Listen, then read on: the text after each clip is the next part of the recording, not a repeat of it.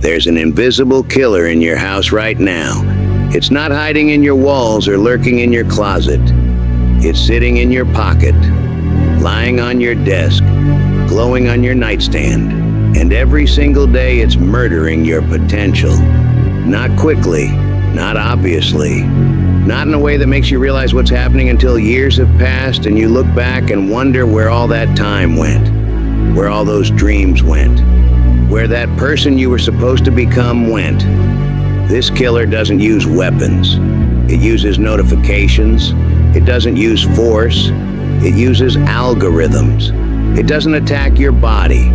It attacks something far more valuable. Your attention, your time, your ability to focus on anything long enough to actually build something meaningful. You know what I'm talking about.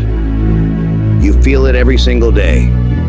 That pull, that urge, that compulsion to check, to scroll, to refresh, to see what's happening in a world that honestly doesn't matter, while your own world, the one you could be building, sits there waiting for you to show up. But here's what nobody wants to admit. Distractions aren't attacking you. You're inviting them in. You're feeding them. You're giving them permission to destroy everything you say you want to build. And until you understand that your distractions aren't the problem, your relationship with them is the problem, nothing changes. You'll keep living in this loop where you say you want to change, where you promise yourself tomorrow will be different, where you make plans and set goals and watch them dissolve the moment something more interesting appears on your screen. Today, that ends. Today, we're going to kill your distractions systematically, strategically, and permanently. Not because I'm going to motivate you, but because I'm going to show you exactly what they're costing you and exactly how to eliminate them before they eliminate your future. Let me tell you about an industry that makes more money than oil, pharmaceuticals, and weapons combined. An industry that employs thousands of psychologists, neuroscientists, and behavioral engineers whose entire job is to figure out how to capture and hold your attention. This is the attention economy, and you are the product. Every free app on your phone isn't free. You're paying for it with your attention, and they're selling your attention to advertisers. Every social media platform isn't a public service. It's a behavioral modification system designed to keep you scrolling so they can serve you ads. Every streaming service isn't entertainment. It's an attention capture mechanism designed to keep you watching so they can collect your data and predict your behavior. These companies have spent billions of dollars researching exactly how to make their products as addictive as possible. They've studied dopamine response curves. They've analyzed gambling psychology. They've implemented variable reward schedules, the same mechanism that makes slot machines so addictive. They've designed infinite scroll features so you never reach a natural stopping point. They've created notification systems that trigger your fear of missing out, and it's working. The average person now spends over 7 hours per day on screens. 7 hours. That's almost a full-time job's worth of time spent consuming other people's content, other people's ideas, other people's lives. Think about that for a second. If you're spending 7 hours consuming, when are you creating? If you're spending 7 hours being entertained, when are you being productive? If you're spending 7 hours watching other people live their lives, when are you living yours? But here's the really insidious part. These companies have convinced you that this is normal, that everyone does it, that this is just how modern life works. They've normalized the complete fragmentation of human attention to the point where being constantly distracted is considered the default state of existence. You think you have a focus problem. You don't. You have a design problem. Your entire digital environment has been engineered to destroy your focus and harvest your attention. You're not weak-willed. You're fighting against billion-dollar companies employing the best behavioral engineers in the world to make you distracted. But understanding the enemy is the first step to defeating the enemy. Here's something most people don't understand about distraction. The real cost isn't the time you spend distracted. It's the time it takes to recover from being distracted. When you're working on something important and you get interrupted, whether it's a notification, a message, or just the urge to check something, it takes an average of 23 minutes to fully return to the same level of focus you had before the interruption. 23 minutes. That means if you get distracted just once per hour during an 8-hour workday, you're losing over 3 hours of productive time just in switching costs. Not the time spent actually being distracted, the time it takes your brain to get back into deep focus. But most people aren't getting distracted once per hour. Research shows that knowledge workers are interrupted or self-interrupt approximately every 3 minutes.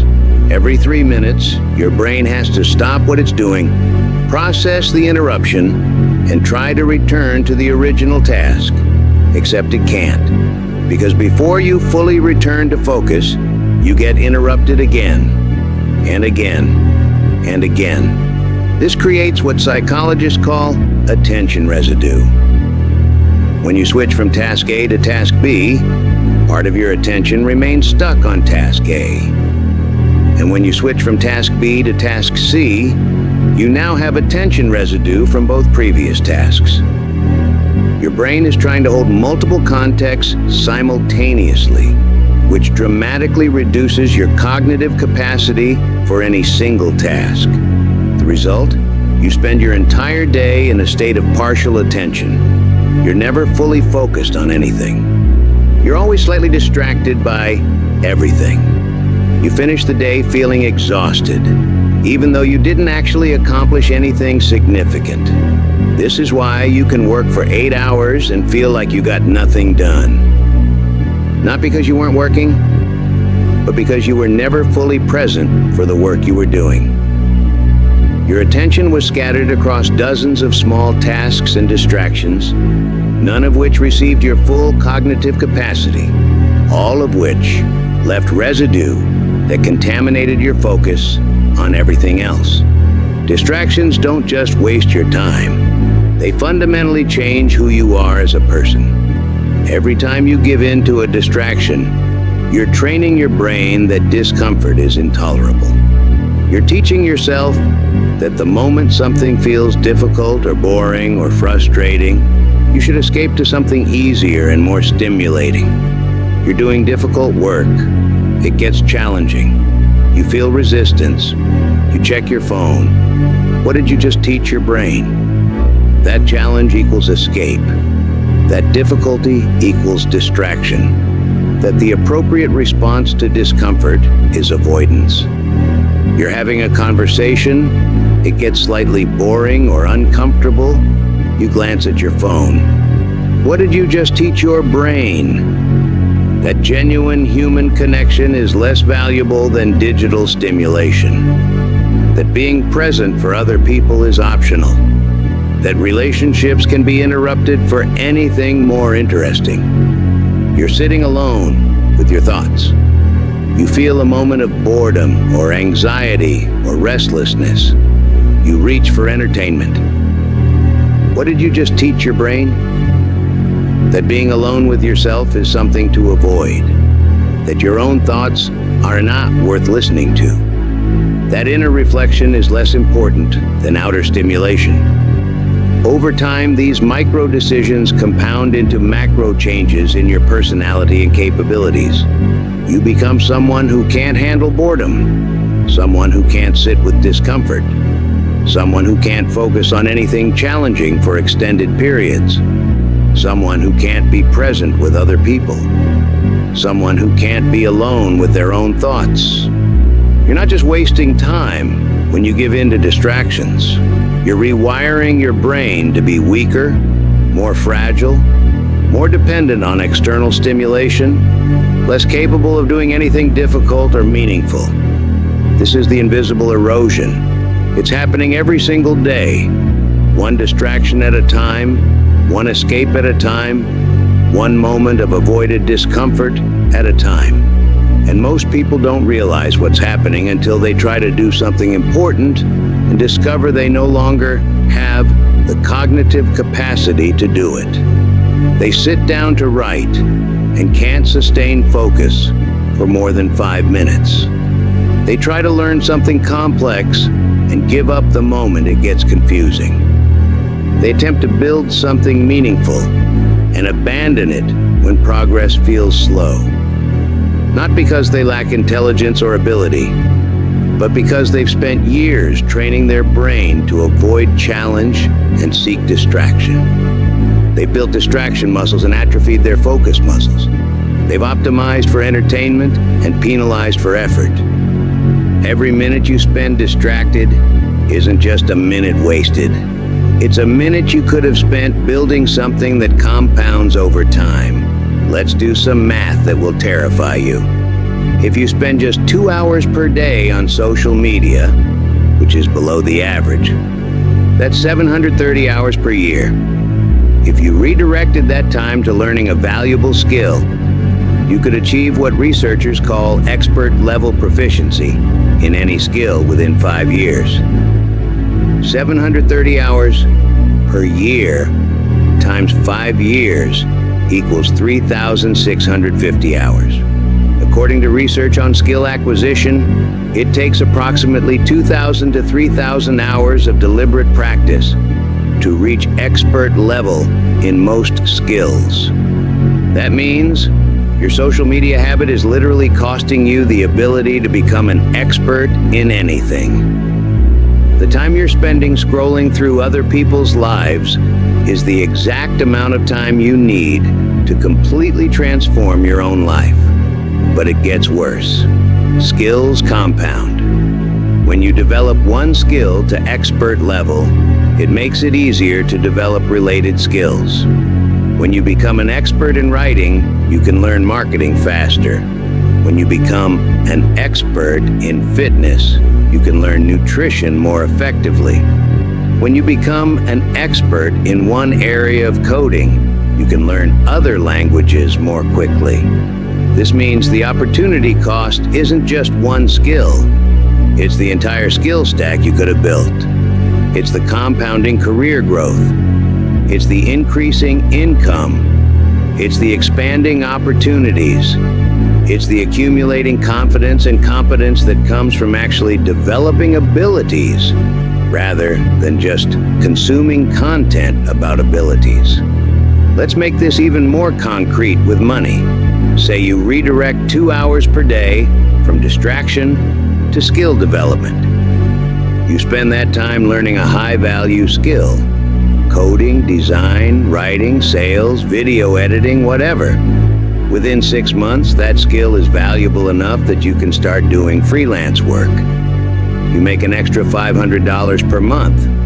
Not life-changing, but decent supplemental income. But skills compound, and so does income. By year 2, you're making $2,000 per month. By year 3, it's $4,000. By year 5, you've either built a successful freelance business, making $10,000 per month, or you've used your skills to get a much better job with significantly higher income. Over 5 years, the difference between spending 2 hours per day on social media versus spending 2 hours per day developing skills could easily be $200,000 in additional income. And that's a conservative estimate. But it's not just about money, it's about identity. The person who spent those 3,650 hours developing skills is fundamentally different from the person who spent those same hours consuming content. They have different capabilities, different confidence, different opportunities, different trajectories. One person has built something real. The other has experienced a lot of temporary entertainment that left no lasting value. Which person do you want to be 5 years from now? Distractions don't just fragment your attention, they fragment your identity. When you constantly context switch between different roles, different platforms, different conversations, different identities, you lose the coherent sense of self that comes from sustained focus on specific goals and values. You're consuming fitness content 1 minute, which makes you feel like you should be someone who works out. You're watching entrepreneurship videos the next minute, which makes you feel like you should start a business.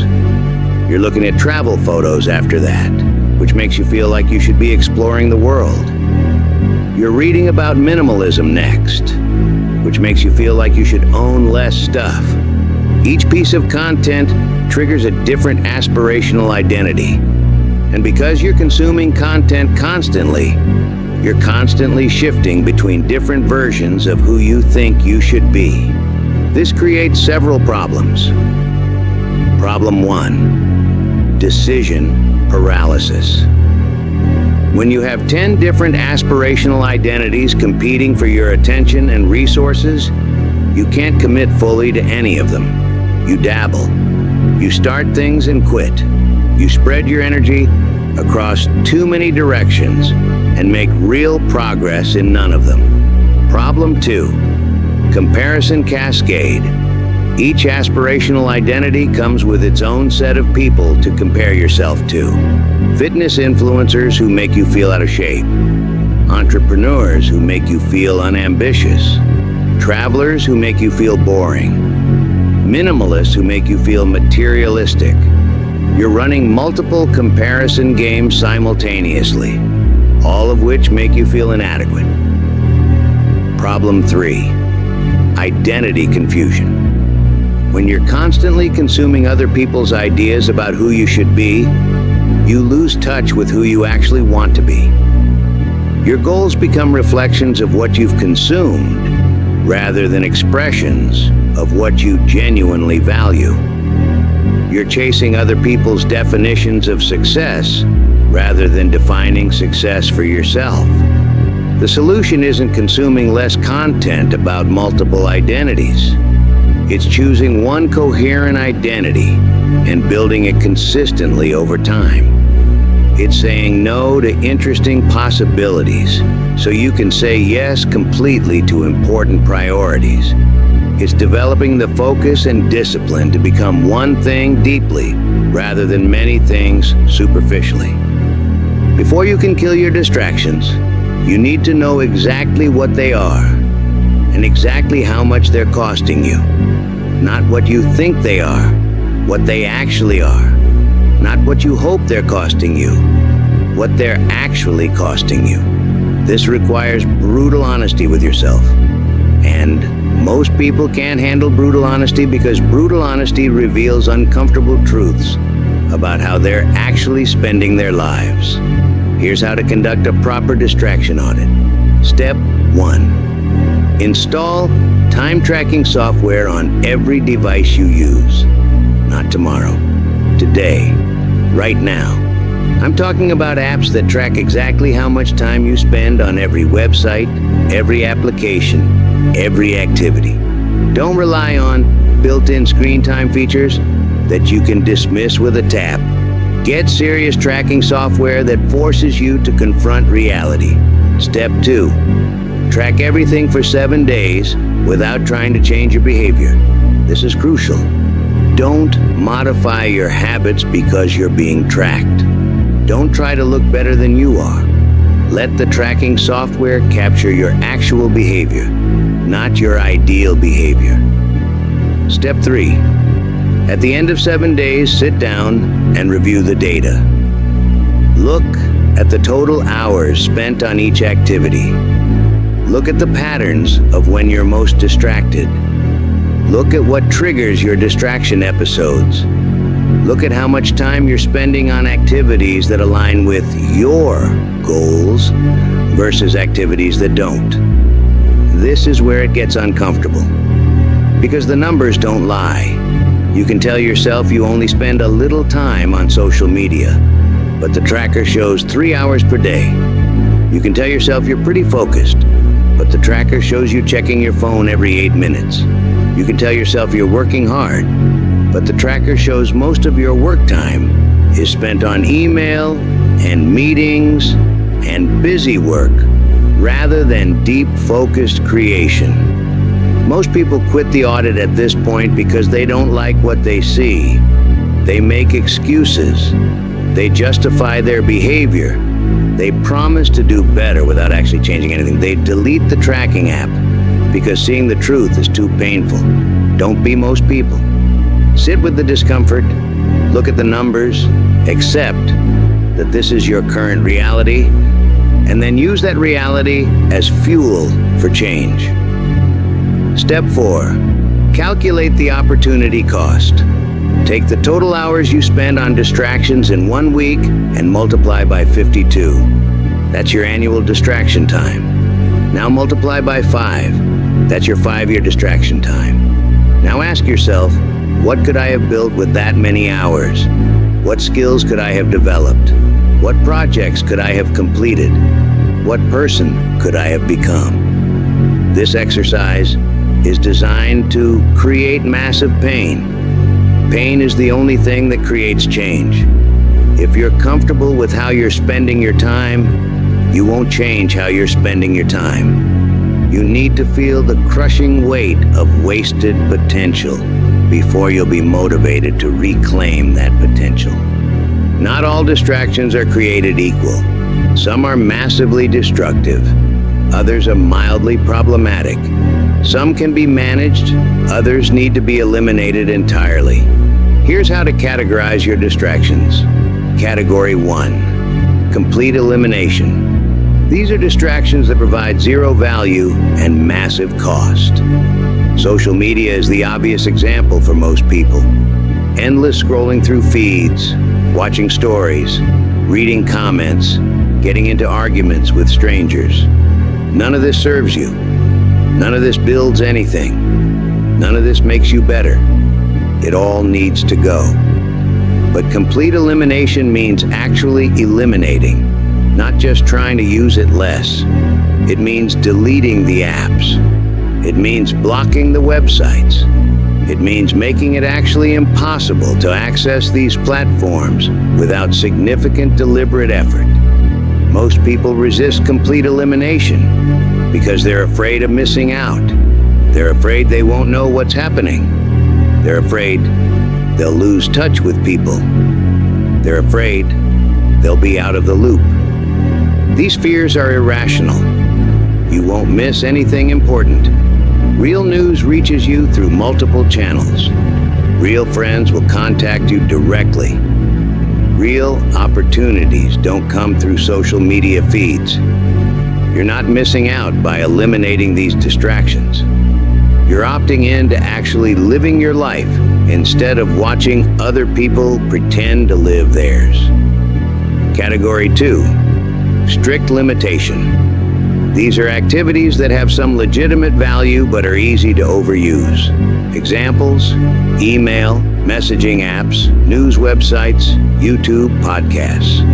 These tools can help you communicate, learn, and stay informed. But they can also become massive time sinks if not properly controlled. Strict limitation means setting clear rules and using technology to enforce those rules. Check email twice per day at specific times and disable all email notifications. Use messaging apps only during designated communication windows and silence them otherwise. Allow yourself 1 hour of educational YouTube per day and block the site outside that window. Listen to podcasts during commutes or workouts, but not during deep work time. The key is making the rules strict enough that they actually constrain your behavior and using technology to enforce those rules so you can't cheat easily. Category 3, replacement. These are distractions that you use to fill specific needs, usually boredom, stress relief, or procrastination. The solution isn't just removing them. It's replacing them with better alternatives that serve the same need without the same cost. Bored? Instead of scrolling, read. Instead of watching videos, go for a walk. Instead of consuming content, create something. Stressed? Instead of numbing with entertainment, process your stress through exercise, journaling, or meditation. Instead of escaping your feelings, experience them and move through them. Procrastinating? Instead of avoiding difficult work with easy distractions, do a smaller version of the difficult work. Instead of replacing hard tasks with easy entertainment, replace hard tasks with easier versions of hard tasks. The goal is to interrupt the automatic pattern of need equals distraction and replace it with need equals productive alternative. You cannot rely on willpower alone to overcome distractions. Willpower is a limited resource that depletes throughout the day. If you're counting on willpower to resist distractions, you will fail when you're tired, stressed, or depleted. Smart people don't rely on willpower. They design their environment to make distractions difficult and focus easy. Here's how to reconstruct your environment for focus. Physical environment. Remove all distraction devices from your workspace. Your phone should not be in the same room when you're doing deep work. Your smartwatch should be in a drawer. Your tablet should be in another location. If you need your phone for emergencies, put it in a different room and check it during scheduled breaks. Set up your workspace to support focus. One monitor, not two. Essential tools only, not every possible tool. Clean desk, not cluttered desk. Comfortable chair, good lighting, temperature control. Everything in your physical environment should support sustained attention, not fragmented. Digital environment. Use website blockers that make it actually impossible to access distraction sites during work hours. Not blockers you can disable with a click. Blockers that require complex passwords or waiting periods, or that delete your distraction browsing history so there's actual friction in accessing these sites. Uninstall every app that doesn't directly serve your goals.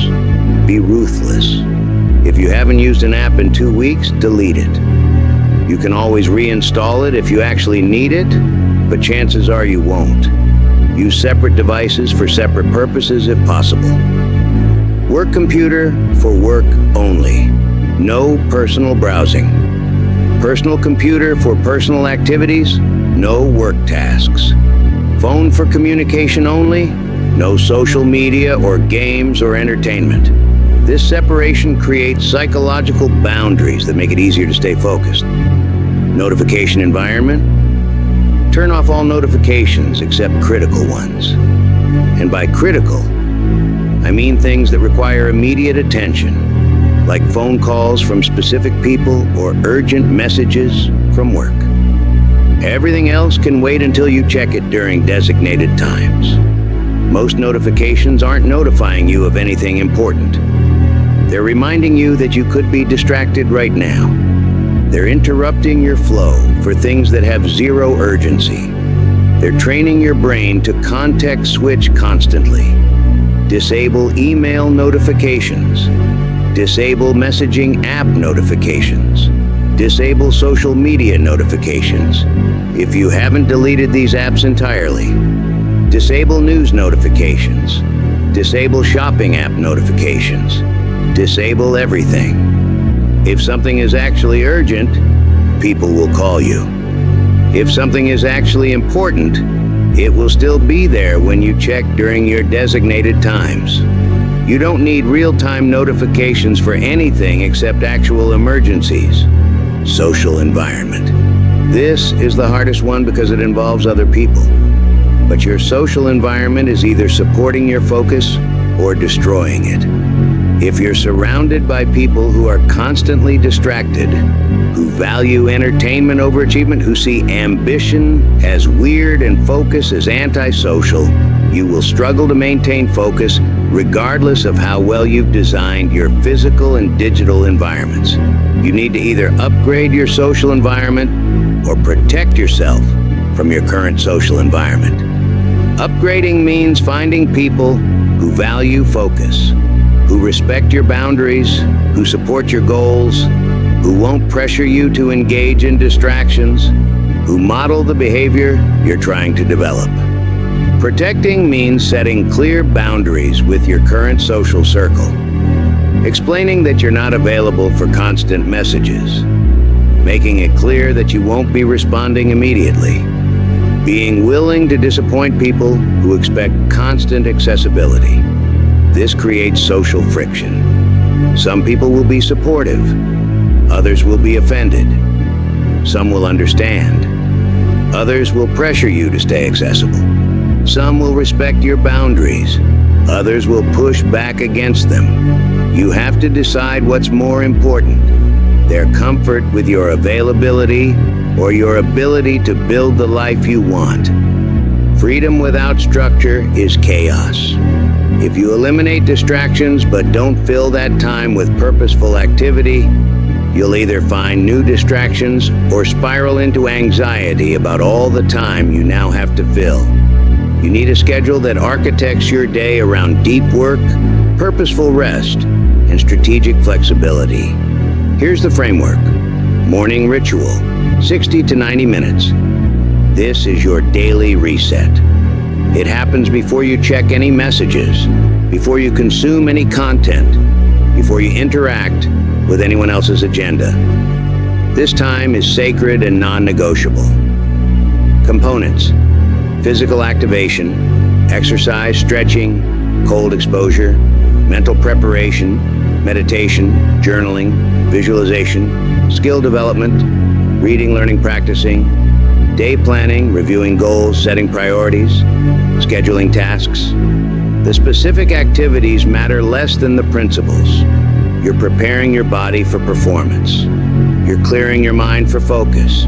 You're developing skills that compound over time. You're being intentional about how you'll spend the day. Deep work blocks, 2 to 4 hours twice per day. These are your highest value activities. The work that actually moves your goals forward. The projects that will compound over time. The tasks that require your full cognitive capacity and sustained focus. During deep work blocks, no phone, no email, no messages, no meetings, no interruptions. Just you and the work that matters. You're going deep on one thing, giving it your complete attention, making real progress. Most people never experience deep work because they never protect time for deep work. They're always accessible, always interruptible, always pulled in multiple directions. They spend their days responding to other people's priorities instead of advancing their own. Deep work blocks are where transformation happens. This is where you develop skills, create value, build projects, make progress. Everything else is maintenance or distraction. Administrative blocks, 60 minutes, once or twice per day.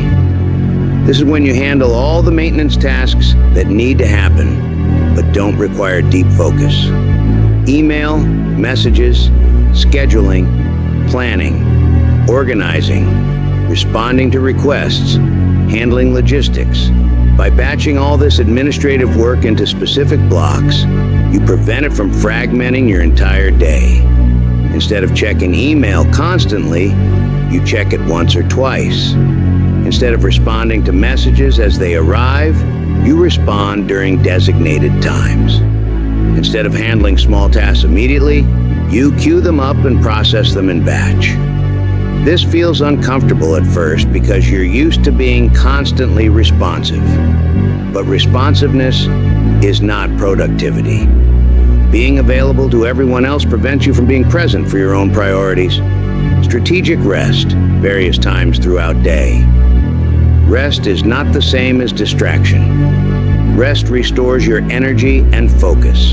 Distraction depletes both.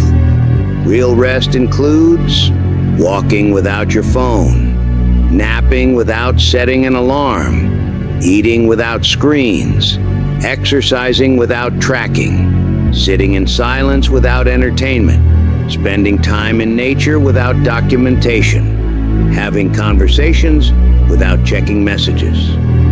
Notice what all real rest has in common: presence. You're actually present for the rest experience instead of using rest time to consume more content. Most people never actually rest because they're always partially engaged with devices. They're watching TV while scrolling. They're eating while watching. They're walking while listening to podcasts. They're never fully present for rest. So rest never fully restores them. Evening wind down, 60 minutes. This is your transition from productivity to recovery. It prepares you for quality sleep, which prepares you for tomorrow's deep work.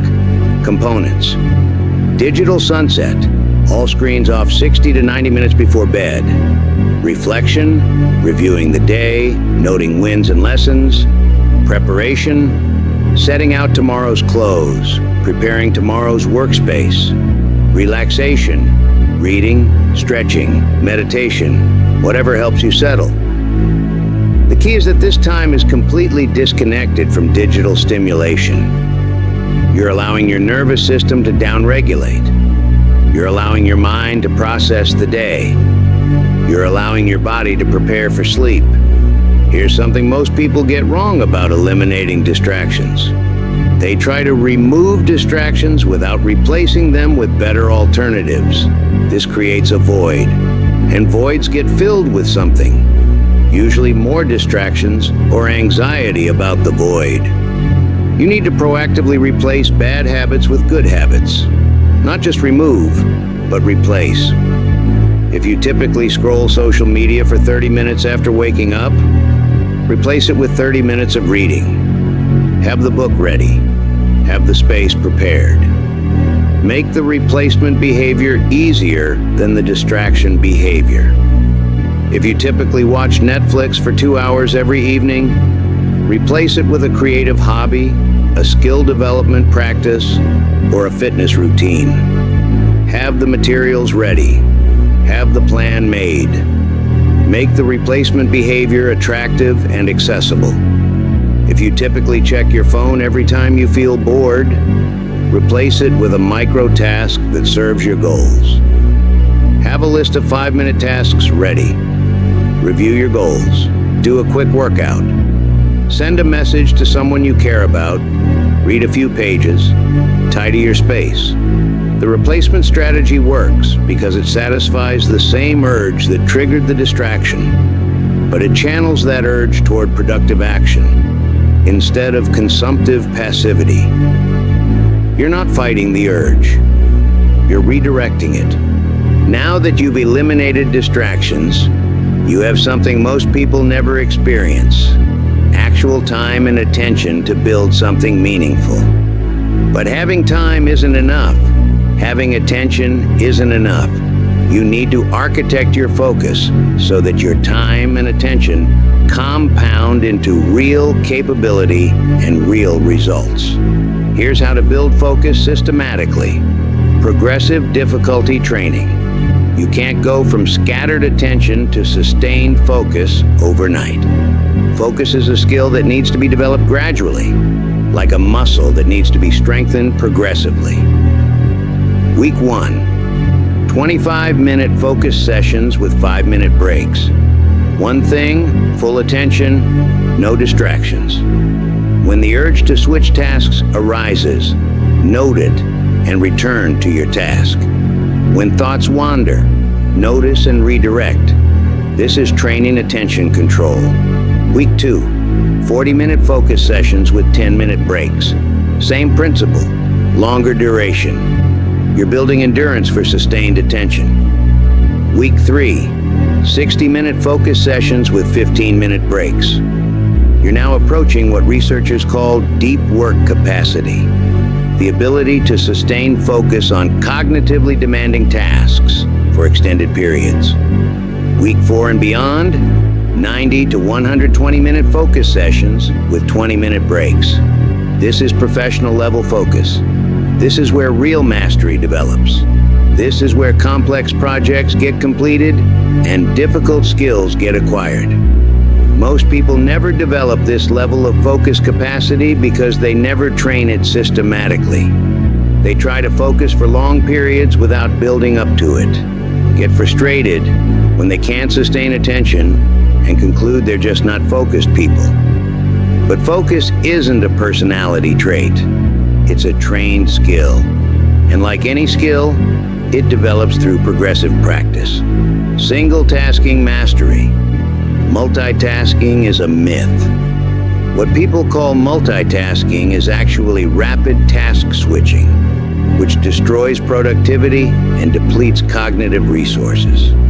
The alternative is single tasking, doing one thing completely before moving to the next thing, finishing one task before starting another, giving one project your full attention until it's complete or until you've reached a natural stopping point.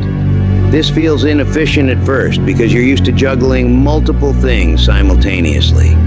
But single tasking is actually far more efficient because it eliminates switching costs, reduces errors, improves quality, and allows you to enter flow states where productivity multiplies.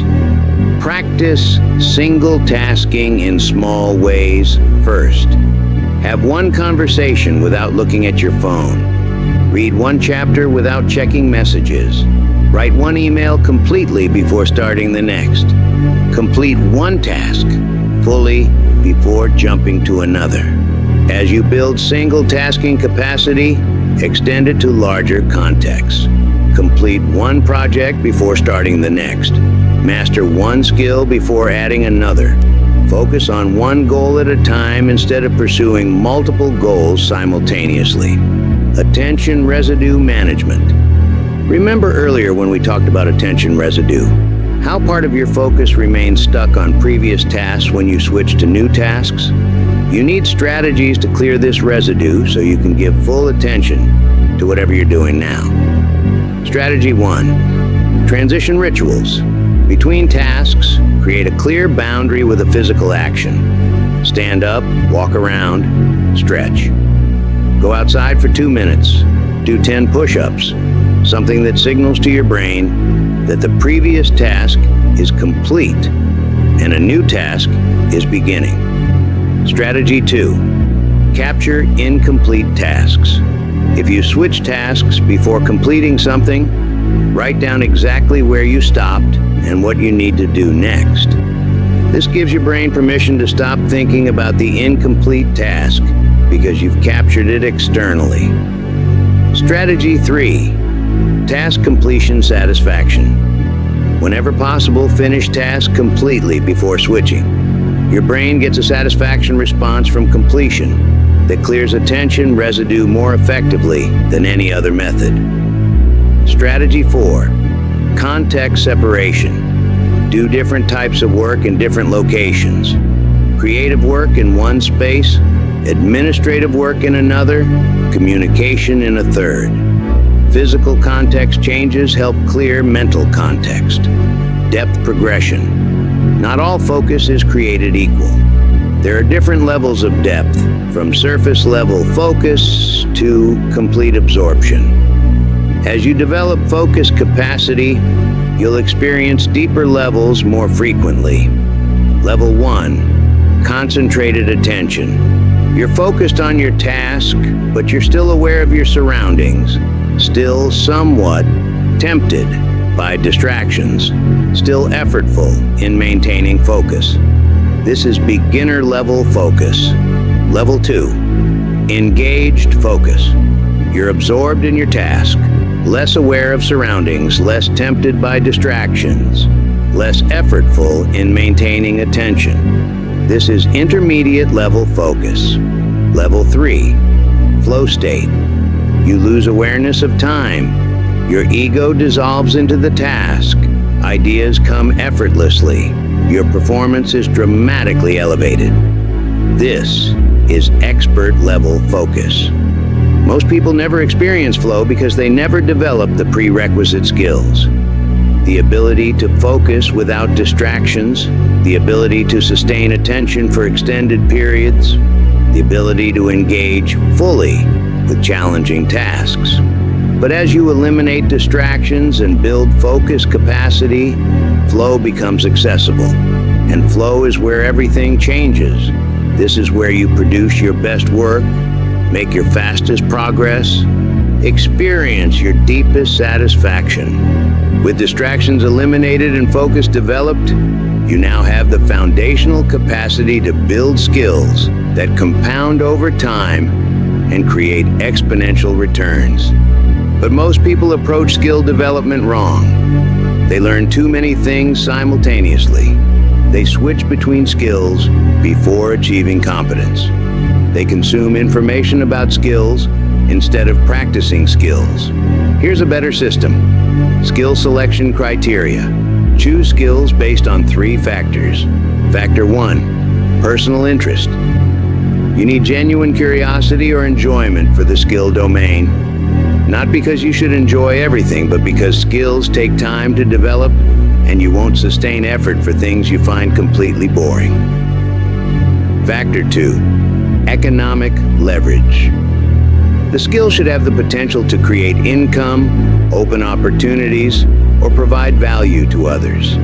You want skills that compound into career growth, business opportunities, or consulting income. Factor 3, skill stacking potential.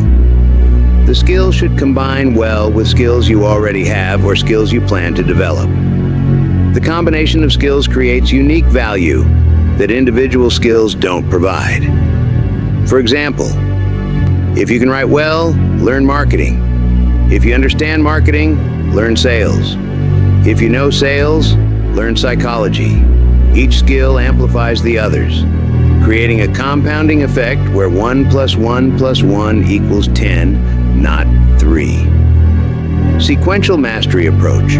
Focus on one primary skill at a time until you reach what I call professional competence, the level where you can create value for others or earn income from the skill. This typically takes 3 to 6 months of daily, deliberate practice, depending on the skill's complexity and your existing knowledge. During this period, this skill gets your best attention during your deepest work blocks. Once you reach professional competence, you can move this skill to maintenance mode, practicing occasionally to retain ability, and begin intensive development of the next skill in your stack. This sequential approach feels slower than trying to learn multiple skills simultaneously, but it's actually much faster because you're making real progress in one skill instead of making minimal progress in several skills. Deliberate practice structure. Not all practice is created equal. Mindlessly repeating activities you can already do doesn't improve.